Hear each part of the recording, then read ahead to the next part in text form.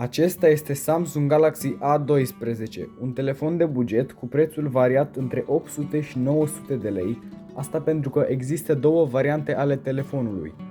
Una cu 64 GB de memorie și 3 GB RAM și cealaltă cu 128 GB de memorie și 4 GB RAM. Ecranul telefonului este de 6.5 inch, iar telefonul cântărește 250 de grame. De asemenea, calitatea ecranului este de 720p. Spatele telefonului este din plastic, dar puteți vedea că partea de sus are o altă textură față de partea de jos.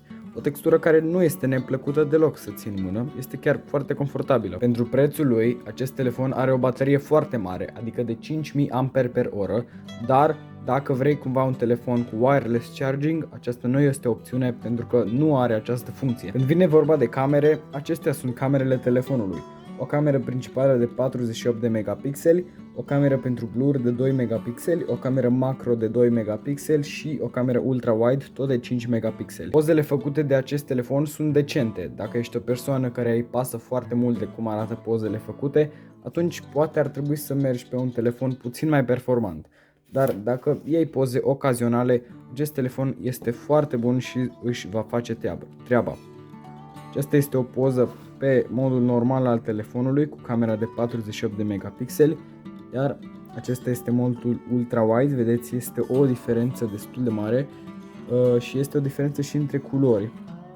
După cum puteți vedea, parcă pe ultra-wide sunt puțin mai șterse.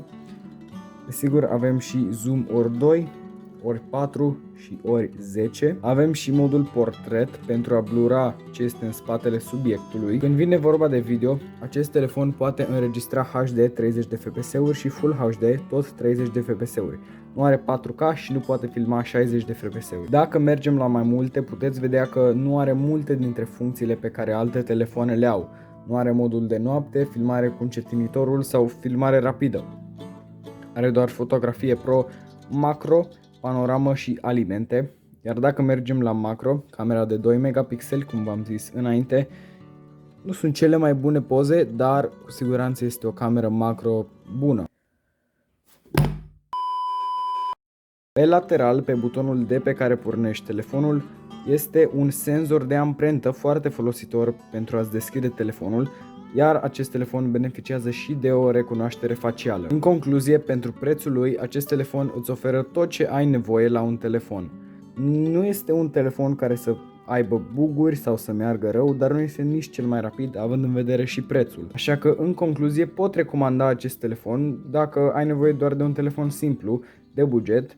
Acesta este telefonul perfect. Eu consider că raportul de calitate-preț pentru acest telefon este unul foarte bun și cu asta am spus tot. Apropo, am comparat camera de pe acest telefon cu camera de pe un Samsung Galaxy A52s 5G. Dă click aici ca să vezi acel videoclip.